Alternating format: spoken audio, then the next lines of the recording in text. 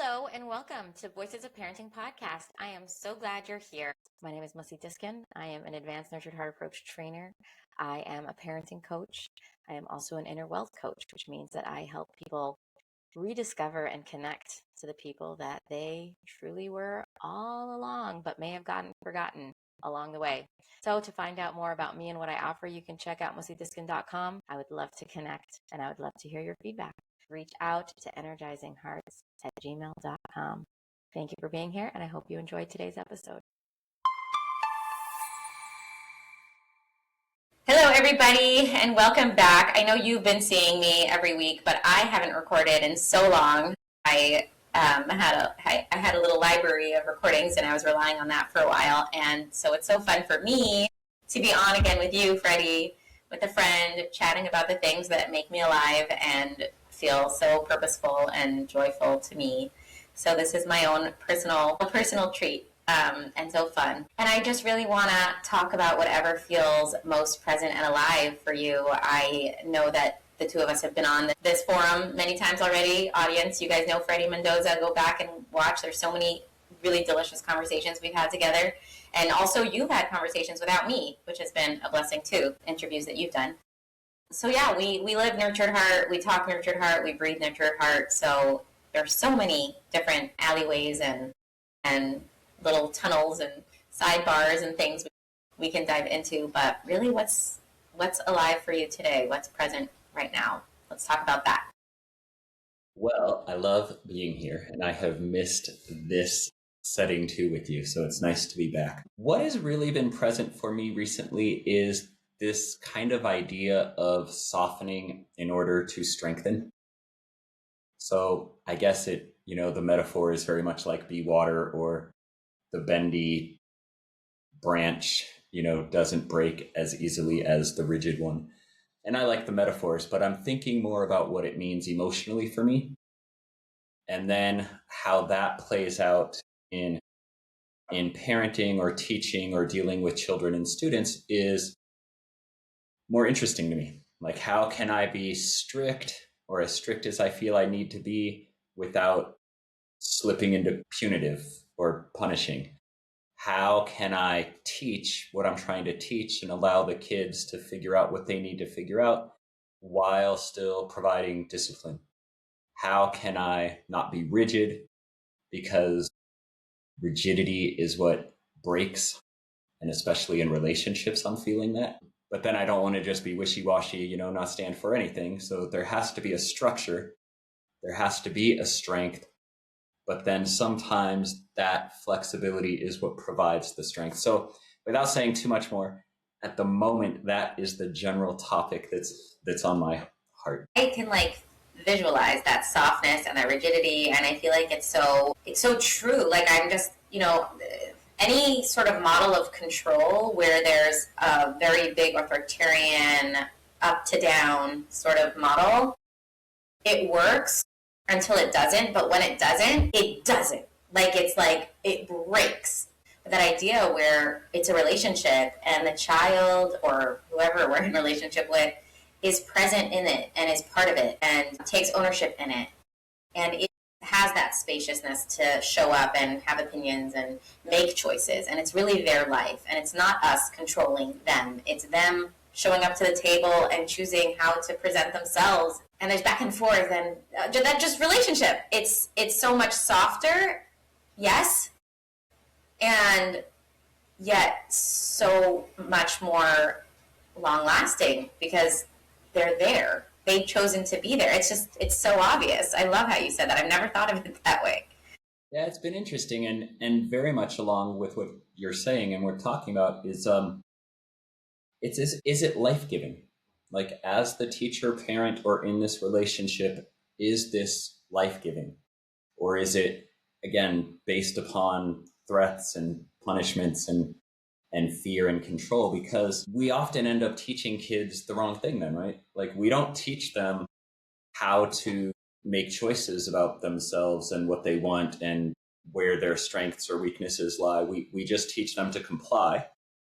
And then if we're not teaching them to comply, we're teaching them to just get away with stuff.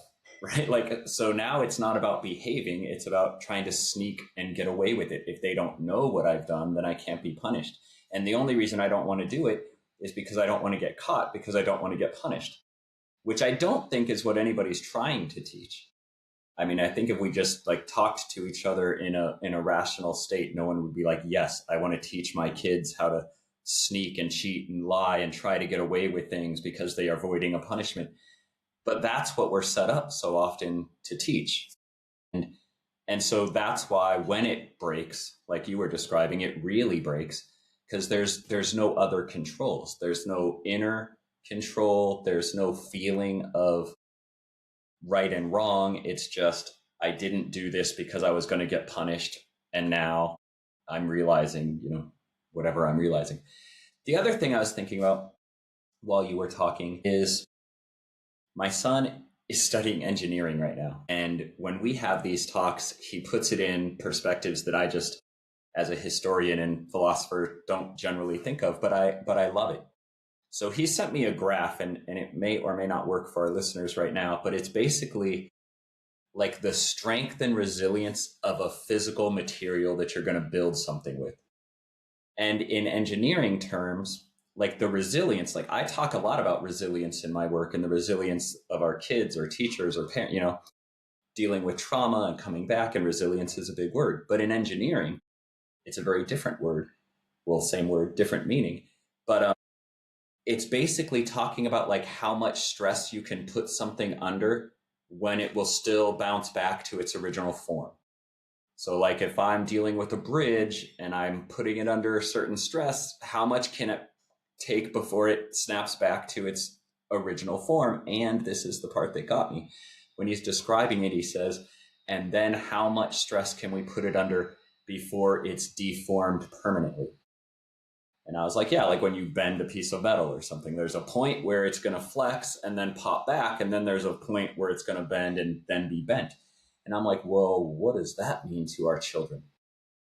What does that mean when we're putting them under this stress and we're putting them under this system where they're not going to just bounce back to their original form? They're going to be deformed permanently. And when he said those words, like, again, if you're talking about a piece of rebar, that means a certain thing. If you're talking about a kid in a situation, then so anyways, I don't even know if that's a formed thought yet. That just like happened recently over this last few days. But I'm really thinking then about how we're setting up our discipline. And can we be strict? Like I said, can we discipline? Can we teach without being punitive? Because I think when we sneak into the punishment, or slip, we don't sneak, when we slip into the punishment, that's where the deforming happens.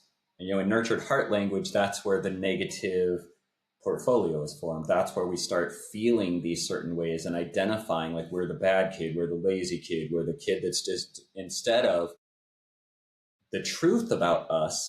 And maybe we have these things that we can work on, but we are not those bad things. So there's a point where we can be under the stress and snap back to our original, in my way of thinking about humanity, like our essence, the beauty of us as a human being that's not being damaged, versus those very, again, to me, it's all when it's based on fear and threat and control. Without, again, saying too much more than that, that's where I'm starting to really think about what are the structures we can set up that can guide and teach without the destructive piece, and where are we slipping into that place where it's going to be, in this physical sense of deforming more permanently. Yeah, I have questions popping in my head actually about myself. But one thing, more of a general or external thing, not so personal, is just this irony of this punitive way where talking about that portfolio, how we see ourselves, how our kids see themselves, what we want is for our kids to show up in the world in whatever way we want them to show up in the world, but generally good ways that we think are good ways, aligned with our values, purposeful, when they do something wrong or when they do something bad, or if they even want to do something bad, or if there's even an option of them doing something bad and they didn't even show any interest in it yet. We come down on them to get them to realize how bad it is or they are for wanting to, thinking of possibly doing this thing. And so we're giving them the belief that they are a kid who would do these things. They are a kid who would do horrible bad things, who would make bad choices, who would make poor choices, who wouldn't have it in them to think smartly enough to come to the right conclusions. So we want them to show up well in the world, and we're convincing them again and again and again that they don't have the power to do that. And it's almost like at a certain point, what do you want from them? Like, why should they keep trying? If like everyone's so convinced that they don't have it in them to get it done right, then like why should they even try? And I do think that that's one side of the world. I think that there's another full side, and I don't know that it's half because there's so many different versions, but there's another whole side of children of the world where it's like, oh my gosh, I am so scared of myself and that I'm holding myself into that perfection, that I'm just so, there's so much bitterness and resentment at myself and at others, but I just have to survive my life and show up and do the right thing forever. There's no real way to live out who they are. I don't know. Hopefully that makes sense. There's two things I want to share, and then I don't know if it would be helpful to be more practical with an example or something. But one thing is, it's not a fun way to go through life, that compliance way. And you're always looking for someone to comply with then. So it's going to be the adults in your head, right? That you're like hearing how the adults talk to you. Or it's going to be an authority figure in your life. And at some point, you're not a 7-year-old, you're not a 12-year-old, you're not even a 16-year-old, you're a full grown adult citizen in the world. And I don't know that we want you just complying to whatever the authority of the day is. That could be a very dangerous place to be. The other thing I was thinking about is when we equate breaking rules or bumping up against rules with being bad, internally or externally, how limiting that is. So what I mean, I think I've given this example before, but I like the way bats navigate. They are blind, we think. They send out sonar. The sonar bounces off the walls, and that's how they navigate. I think that's how people navigate. And we need to feel where those boundaries are. So I'm not hitting against the boundary because I'm a bad person. I'm hitting against the boundary to find out where I am. And so the way that's connected, I'm going to mix my metaphor for a moment, but if we're like on a court, a ball game court, a sport or game field, if you will, if going out of bounds is so punitive, if it's such a risk that I avoid going near the sidelines, all I'm doing is shrinking the field and making it a much smaller place to play in. If I really want to get the fun plays, when I'm thinking about like the ESPN highlights, right? A player that almost went out of bounds, but stayed in bounds, or did this amazing thing and then went out of bounds. And it's okay. If it was such a bad punishment, if you went out of bounds, that you just didn't even risk going near the line. So anyways, when we put that into the format of kids then in the home or the classroom or the playground, like we want them to play, we want them to experiment with the line, we want them to know when they're over the line and when they're not, and how they can maintain their balance and almost go out of bounds, but save it. But then we set up these systems, especially if it's fear and control and punishment, and you're a bad person if you go out of bounds. Now, all of a sudden, that narrative is going to make the game much less fun. It's going to make everybody way less creative and full of joy to play. Everybody's going to be walking on eggshells, and that's not how I think we would want to set it up. And if that's, I feel a desire to talk through a practical example of this, but I'll pause to see if that makes sense. Yeah, and I have so many practical examples happening in my home all day long.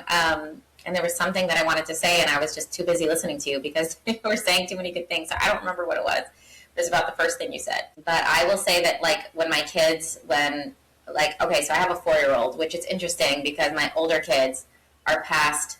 I learned this in child development. I don't know where things are right now in psychology, so I don't know if this is like current data or whatever, but like 8 years old, kids start to develop their own inner self-talk, and they have their own perspective on the world built off of everything you've said for them and explained to them up until then. But there is a certain like settledness that happens where they're already who they are in a certain way when they're 8. And before that, it's still very much influenced by and created even by our words to them. So my 4-year-old is kind of a different category than my older kids because I'm still very much building her world. So with her, there's so many opportunities where she, so one example is she's leaning back in her chair, right? It's always the rule is no leaning back in your chair because you can fall and get hurt. Actually, it's more so a rule in school than it is at home, but it is a rule that I know she knows. And then she fell, and I don't remember if she got hurt or didn't get hurt. That was irrelevant. We dealt with that. But the messaging was sometimes bad things happen, and they're not good, but there's really good things that happen because they happened. And you know what the really good thing is about you falling backwards and your chair falling down and it being so scary and getting hurt? What the really good thing about that is that so many times your teachers tell you, don't do that, don't do that, don't do that. You know that your teachers don't want you to do that, but do you really know why?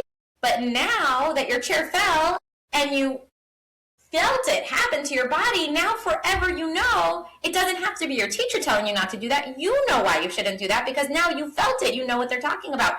So I don't want you to get hurt and I don't want your chair to fall, but now that it happened, it's actually so good because now you actually know. So a lot of times when it's no longer the rule-breaking moment, we're past it, when we reflect on it, a lot of times I'll spin it that way where I'm like, I'm so glad you had that experience because even with my older kids, I guess, just with a more mature language, it's just like, you know what, that was yucky, that sucked, that was not fun, and now forever you know what that was like, and you can learn from that and implement it in a way that I never could have taught you with my own words, and you never would have believed if I would have said it. So how cool that at your age you've had this experience that you know from the inside about whatever it is that you've just gone through.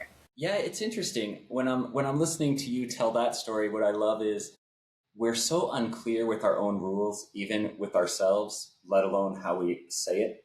Like in that example, I've been the teacher who's in charge of the facility in the school. I've been the parent. I've been the kid leaning back in the chair. I've been the adult leaning back in my chair. So is the rule about safety? Like we really just don't want people being hurt? Or again, if it's a school setting, is it more about liability and who can get sued? Is it more about the chair breaking? You get a 150-pound, high school kid leaning in the chair, you break a chair. They're $100 chairs. That gets expensive after a while, so on and on. What is the actual rule? Because the actual rule matters then how we enforce it, if we're going to enforce it. Like if it's about safety, then it should be about safety. And that's a very different thing than if we start saying, well, see, now you're a bad, we make it now it's about respect because we told them the rule and they're breaking the rule. And so now they're disrespecting us. And now it's not about safety anymore. Now we've made it this whole other power struggle thing over here. And I think we do that a lot. In my example, what I was thinking about is like screen time is a big issue with all kids right now, but I'm trying to think of like teenagers. So I'm thinking of a car right now. Okay. I just walked a family through this example. So maybe this will be helpful. There's a curfew at 10 p.m. Kid has to be home at 10. Kid is not home at 10. The parent is asking me a question like, so they know they're supposed to be home at 10. They're not home at 10. I just make them home at 9 next week. I'm like, first of all, there's the language issue there, which I'm like, well, you can't make them be home at 9. Like you can change the rule, but they're still free to, whatever. But once we got past the semantics of that, it was, well, why do you want them home at 10? And it took a while actually to get to safety. And I said, okay, well, let me just play. I don't know why devil gets the advocacy thing. Like I want to be like a godly advocate, but still like poking at things without being the devil. But anyways, that's a side note. Whatever advocate I'm playing right now, I said, so if they're 9:55 and they're 15 minutes away from home, do you want them to speed home to try to beat curfew and perhaps be dangerous? Or do you want them to be safe and be late? And we go through a lot of different parameters there, and they eventually say, I want them to be safe. I said, okay, I agree. I would suggest that if they come home at 10:10, you ask them if they were safe. They say, yes, they were safe. You say, I so appreciate that you were safe. You didn't put yourself in any more risk. You didn't put other people on the street in risk. You're responsible. Maybe they even pulled over and texted that they were going to be late so that you knew, and all of those things. Recognize all of that.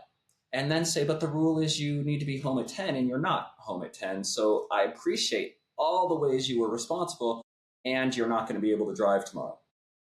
And when I was talking about this with this family, like, they couldn't comprehend that you could be strict and recognizing greatness at the same time. And then the other thing we said is because, again, the punishment was doable. It wasn't like now you're grounded for a month. It wasn't now you can't talk to your friends on the phone and you can't drive for the rest of the week. It was broke the curfew, you have a consequence, we're moving on with life. Because if it's just they can't drive for a day, they're probably going to be more honest with me, right, about why they were late. If they're risking a whole week of driving or a whole week of their phone and access to their friends, they're much more likely to speed to get home or lie about what happened or why. And I'm not teaching them or encouraging them what I want to be encouraging them with. So the punchline of all of this is, in my head, if that practical example helps, and I would love to play act a little bit, the root of discipline is the same root as disciple, which I think people in our circle can understand. It's to teach.